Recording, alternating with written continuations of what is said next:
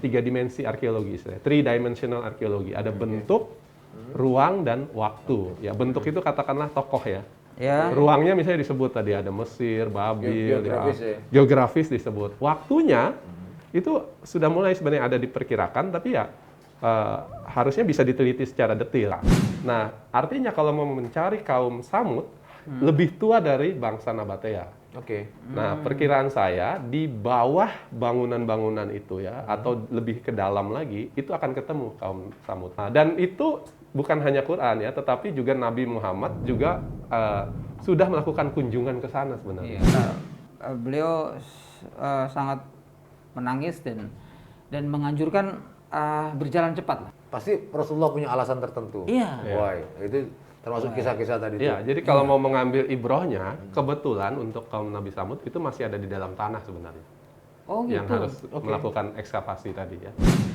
Assalamualaikum warahmatullahi wabarakatuh. Sobat Ceritaku semua, kembali lagi ke channel Ceritaku, Cerita Qurani. Program syiar di bawah naungan Yayasan Forum Pelayan Al-Quran. Oke, program Ceritaku kali ini menghadirkan sebuah podcast, yaitu podcast yang kita beri nama Nanya Ahlinya.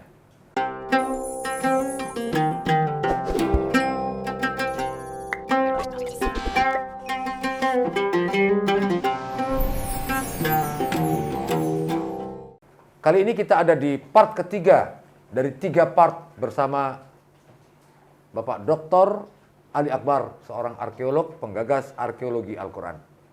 Jadi ini obrolan yang menarik. Bahasan kita ini tentang arkeologi Al-Quran. Sebelumnya kita membahas tentang bahwa semua nama yang disebut dalam Al-Quran, baik itu tokoh ataupun tempat, itu ternyata ada. Dan itu dibuktikan sendiri oleh para arkeolog. Yang kedua tentang mukjizat Al-Quran. Luar biasa, mukjizat Al-Quran ini ternyata sepanjang masa, dan menurut Pak Ali, memang Quran itu didesain untuk sepanjang zaman. Masya Allah. Nah ini kita ingin dalamin lagi bersama Pak Ali Akbar. Assalamualaikum Pak Ali Akbar. Waalaikumsalam warahmatullahi wabarakatuh. Kita jumpa lagi. Alhamdulillah. Di part ketiga ini kita ingin banyak mengkaji tentang arkeologi Al-Quran. Sebetulnya gini Pak Ali, sejak kapan Pak Ali tertarik mempelajari ini? Iya, jadi sebenarnya saya itu kenapa masuk arkeologi sebenarnya dari situ ya. Jadi waktu SMA diminta guru ya, biasa ya tugas sekolah, datang ke museum ya, lihat pameran yang ada di sana, bikin ringkasannya begitu ya. Entah kenapa pas saat itu lagi ada pameran mengenai manusia purba. Manusia purba ya, awal-awal manusia ya ada di dunia gitu ya, di museum ya. Di museum, terus saya lihat, ternyata banyak pertanyaan di pameran itu yang belum terjawab oleh para peneliti ya. Jadi saya pikir saya mungkin tertarik untuk mencoba menjawabnya gitu ya. Nah, lalu pameran itu digagas ya salah satunya oleh Profesor Dr. R.P. Siono, seorang arkeolog ya. Jadi saya pikir, nanti pas lulus SMA saya kuliahnya di arkeologi saja gitu ya. Dan alhamdulillah memang akhirnya keterima di arkeologi gitu ya. Belajar di UI, S1 selesai gitu ya. Tapi belum menemukan tuh jawaban-jawaban itu gitu ya, belum menemukan jawaban itu. Lalu saya kuliah lagi akhirnya untuk mencari-cari jawaban gitu ya. Nah, pas kuliah S2 ini dapat pembimbing Pak R.P. Siono itu, Profesor R.P. Siono ya.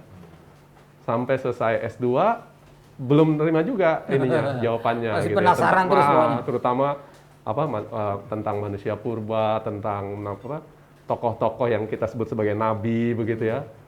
Terus pas mau kuliah S3, sistemnya kalau di S3 itu harus bikin proposal. Saya kirim proposal ke kampus gitu ya. Saya mau kuliah S3 dengan proposal seperti ini gitu ya. Terus ketika membuat proposal itu saya konsultasi ke pembimbing saya waktu S2 kan, Pak R.P. Siono itu.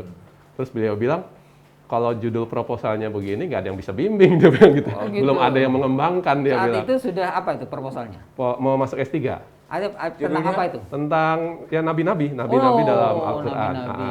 Karena disebutkan ada nama nabi, ada nama lokasi gitu ya.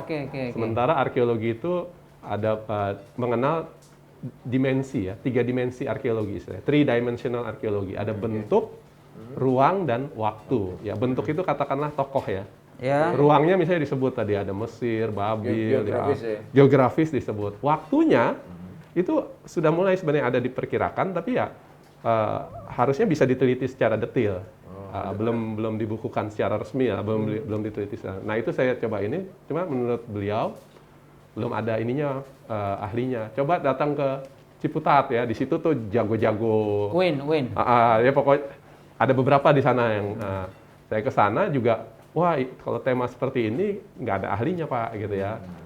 Akhirnya saya bingung gitu, terus Pak Siono bilang, udah kamu kuliah S3 yang arkeologi yang murninya dulu, murninya dulu, kuasai betul arkeologinya, sehingga nanti kamu lebih mudah lah untuk mau mengembangkan yang kamu bahas itu, gitu ya. Jadi ya udah saya selesaikan kuliah dengan baik, gitu ya. Tapi selama itu saya mulai bikin tulisan-tulisan kecil tentang itu gitu ya. Makanya saya ingat tahun 2005 saya udah mulai nulis gitu ya. Ini seperti apa sih harusnya dibahasnya gitu ya. Meneliti Al-Quran itu. 2006 ditulis gitu ya. Terus 2008 akhirnya lulus.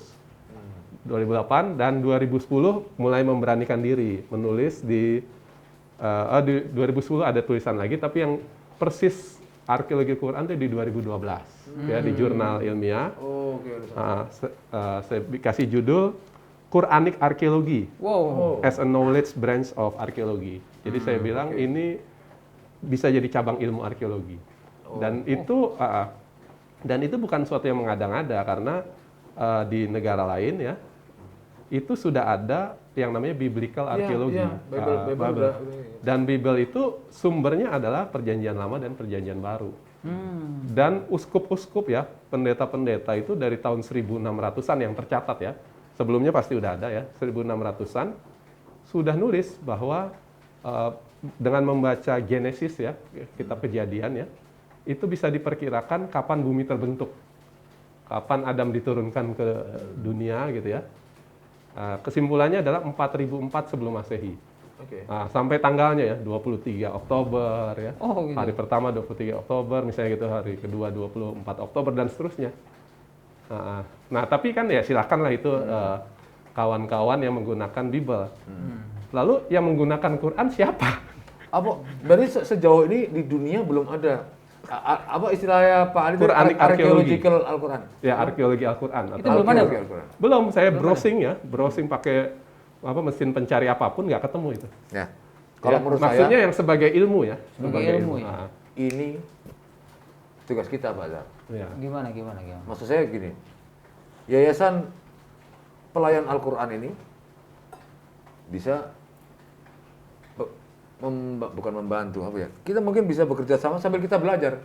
Kita belajar bekerja sama dengan Pak Ali dan tokoh-tokoh lain yang tertarik atau punya passion terhadap arkeologi Al-Quran ini. Nah selama ini gimana Pak Ali meneliti arkeologi Al-Quran ini? Iya. Ada sponsor tertentu atau gimana? Belum ada ya, tapi ada pendukung-pendukung yang kebetulan sudah meninggal ya. Dari Pak Siono ya, promotor saya waktu S2, S3 gitu ya. Terus ada yang namanya Prof.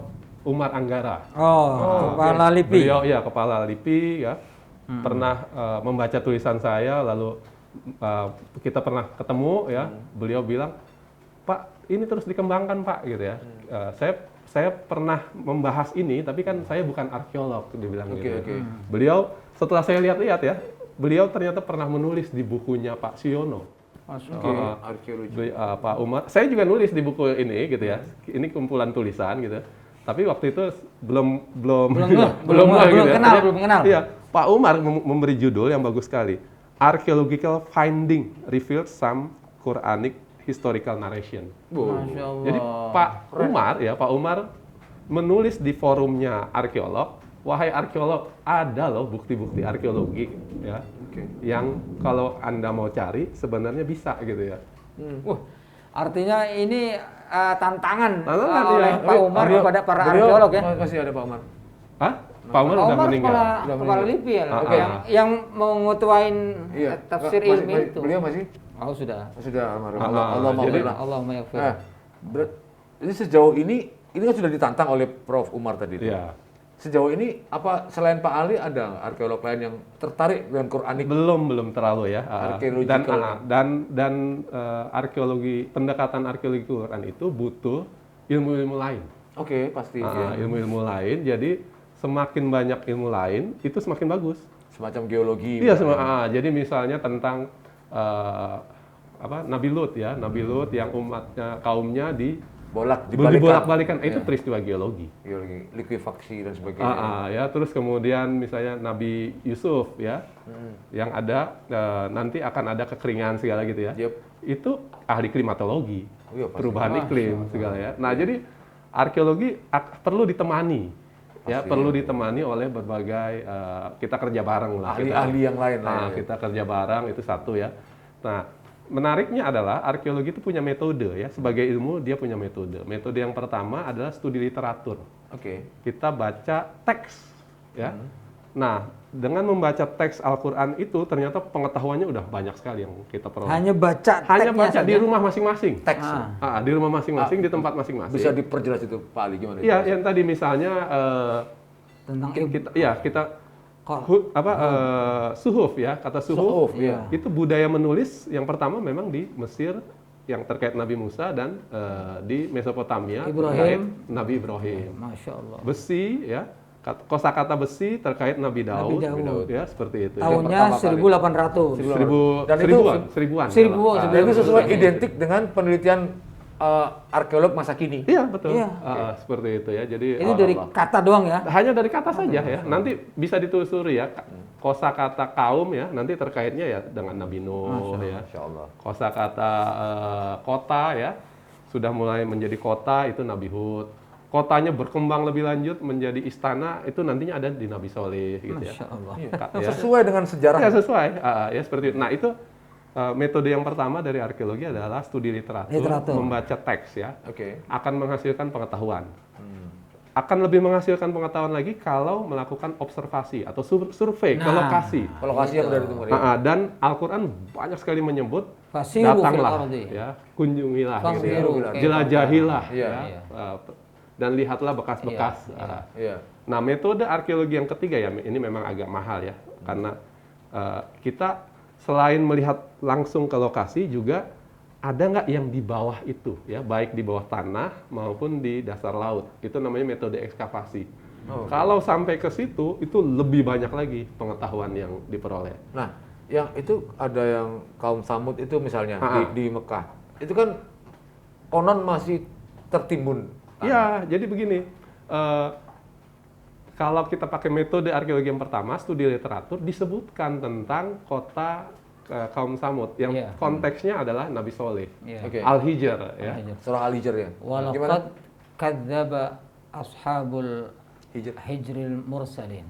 Wa atainahum ayatina wa kanu anha mu'ridin. Wa kanu yanhituna minal jibali buyutan aminin. Fa akhadathum as-sayhatu musbihin. Fama aghna anhum ma yastati'un. Jadi kata Allah, kaum Hijr ini ataupun kaumnya Nabi Soleh itu mendustakan Rasul-Rasul. Oke. Tapi mereka memang punya kelebihan. Wa kanu yanhituna minal jibal. Mereka mengukir gunung untuk dijadikan tempat tinggal. Buyut sebagai memang tempat tinggal. Untuk berlindung dia, aminin secara aman, gitu kan? Dan tapi mereka sombong dan mereka fa'akhadatuhumus sayhah, dihancurkan dengan suara keras. Dan tidak ada. Itu gimana ya? Dihancurkan dengan suara keras. Semacam ini virus corona aja udah rasanya kayak gini ya. Iya, pandemi suara keras, wah itu gimana ya? Oke. Kalau dari ayat ini tadi, mereka memahat pohon, kok kayaknya karakteristiknya sama kayak mungkin Petra yang pernah kita datangin bertiga itu mungkin. Jadi kebetulan kita pernah datang ke Petra di Yordania. Ya. Itu Petra itu bangunan ya yang dipahat di bukit-bukit ya. Di dinding. Ya, jadi persis karakter yang disebutkan di Quran itu ya, memahat ya, mengukir bukit. Dan Petra itu sebenarnya dari abad 4 sebelum Masehi. Jadi tahun 400-an sebelum dong? Masehi. Baru. Ya, jadi kalau periode nabi-nabi itu lebih dekat ke Nabi Isa. Oke. Lebih dekat ke Nabi Isa. Padahal Nabi Soleh, ya secara tradisi kita tahu ya, Nabi Soleh itu ya setelah Nabi Adam ya, Idris, Nuh, Hud, Soleh, lalu Nabi Ibrahim.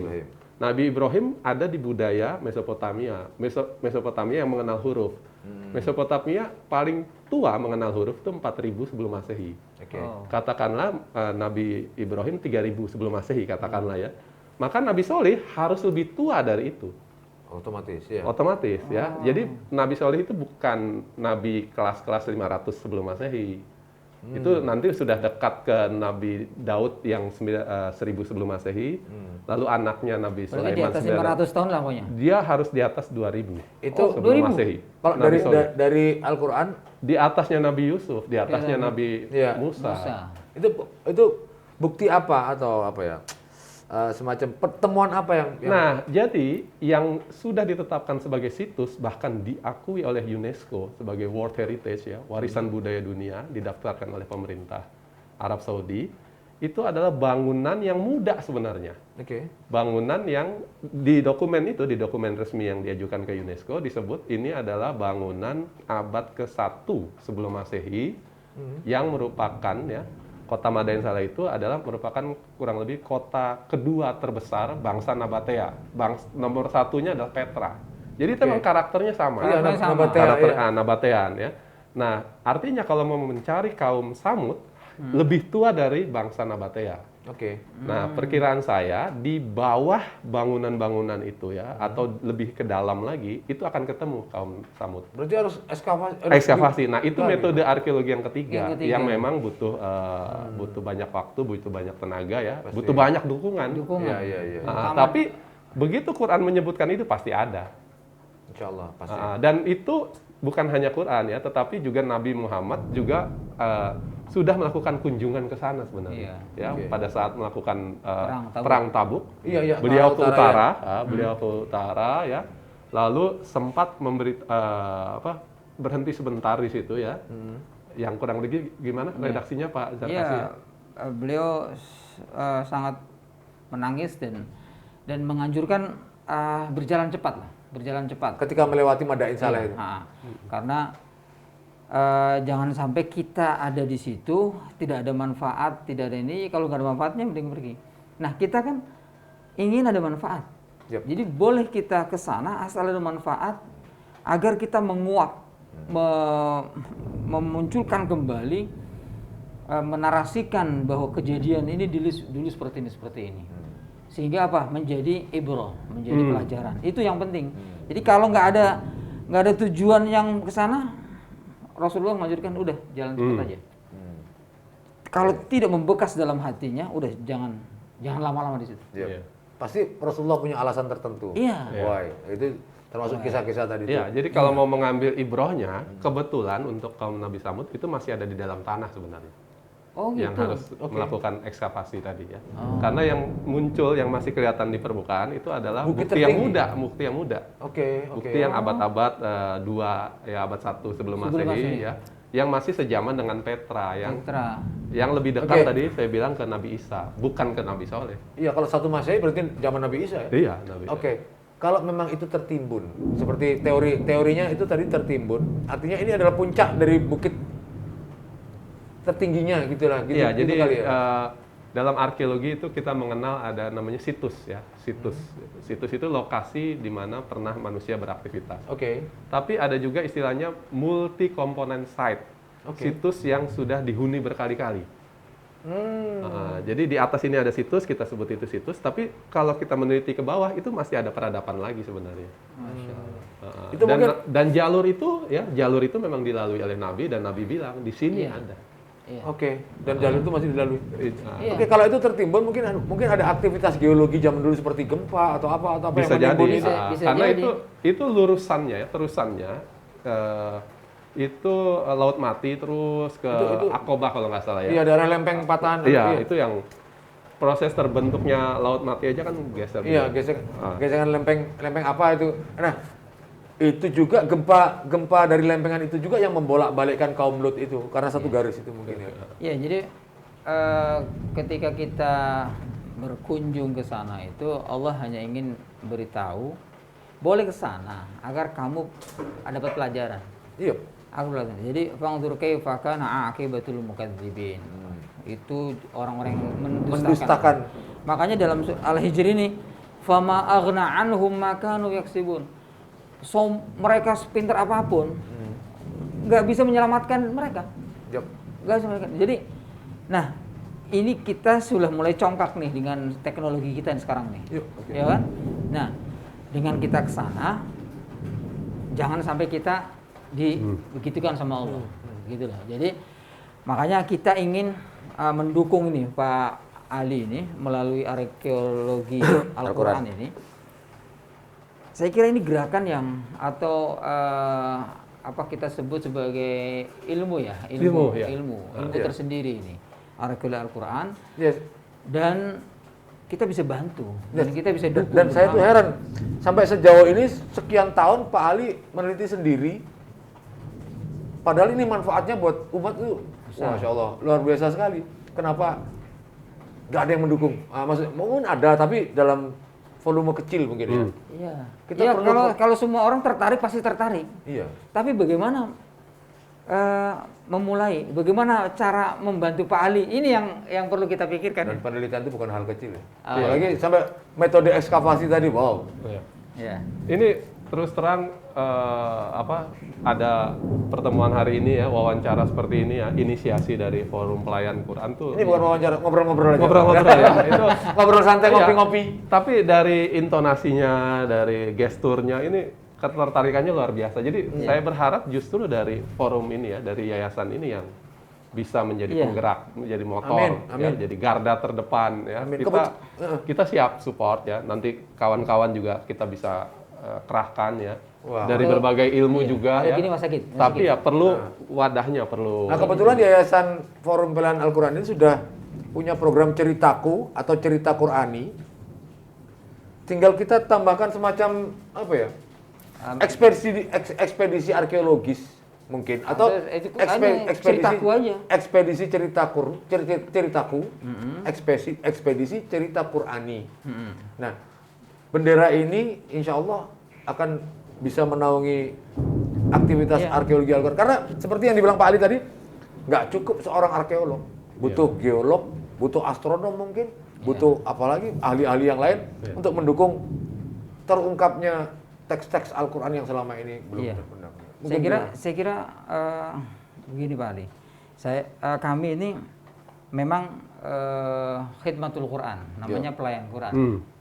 Jadi pelayanan Al-Quran ini bukan hanya pada teks fisik mushaf, tapi bagaimana pada penggalian makna, kemudian penggalian situs dan lain-lainnya itu. Tapi mushaf itu tetap ya, pasti. Tolong jangan salah dipahami. Mushaf itu tetap kita membagikan wakaf mushaf setiap tahun kita pasti nyetak. Kita nyetak dan kita gratiskan kita semuanya gitu. Nah, mungkin memang perlu diskusi ini atau obrolan ini sering-sering Pak Ali. Jadi kalau Pak Ali bersedia, biar teman-teman ini semakin ngeh lah, semakin peduli, aware dan akhirnya mau mendukung. Boleh dengan senang hati. Insya Allah Yayasan Pelayan Al-Quran maulah yang mau istilahnya mau di depan lah, Ya, di depan.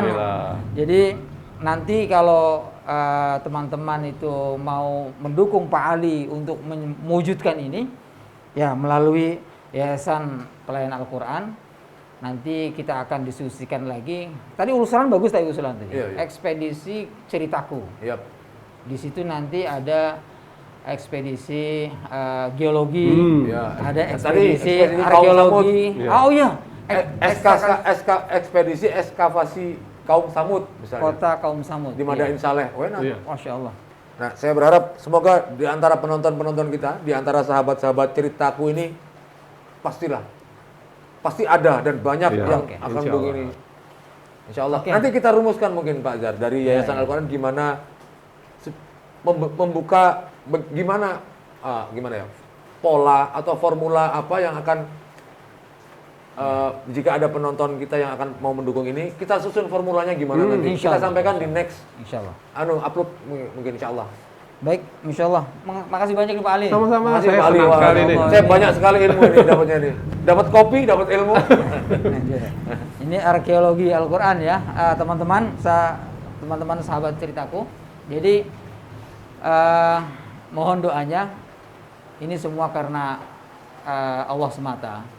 Kita ingin khidmat ataupun mengabdi kepada Al-Quran. Dan ini jelas Quran, arkeologi Al-Quran.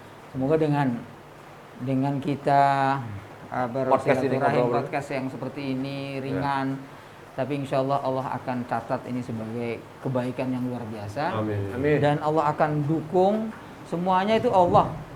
Kalau Allah sudah oke, insya Allah kita akan gampang semua. Saya setuju ini. Jadi perlu saya sampaikan ini ke para sahabat ceritaku. Kita tuh nggak ada kong kali kong, nggak ada niat apa sampai pembicaraan sejauh ini tadi. Kita berangkat itu, kita ketemu Pak Ali, kita ngobrol-ngobrol dengan podcast Nanya Ahlinya ini karena beliau memang ahlinya soal arkeologi. Tiba-tiba tercetus obrolan-obrolan ini, saya yakin juga karena Allah lah. Ya. Allah yang membimbing. Jadi selama kita punya niat baik, Allah akan menambah lagi kebaikan. Amin, Jadi, amin. Podcast ceritaku ini, cerita Quran ini, podcast ceritaku, cerita Quran ini kenapa kita kasih nama Nanya Ahlinya? Ya, based on ayat Al-Quran, fas'alu ahla dzikri in kuntum la ta'lamun. Jadi, tanya kepada ahlinya kalau kalian nggak tahu. Jangan tanya kepada yang nggak ahli. Ya, itu catatannya. Ya. Jangan nanya saya lah gitu ya. Loh, ahli bilang tertentu. Oh, ahli tertentu ya. Iya. Ahli makan mungkin ya. Oke, saya kira itu. Makasih Pak Ali Sama-sama. dan semuanya. Kita jumpa lagi di channel ceritaku berikutnya. Insya Dengan Allah. ahli-ahli yang lain. Dan ahli-ahli yang lain. Nanya ahlinya. Oke. Baik. Ini suasana hujan menghiasin kita. Ini rahmat. Turunnya hujan ini rahmat bagi kita. Ya Allah, amin. Baik. Terima kasih. Assalamualaikum warahmatullahi wabarakatuh. Waalaikumsalam Waalaikumsalam warahmatullahi wabarakatuh.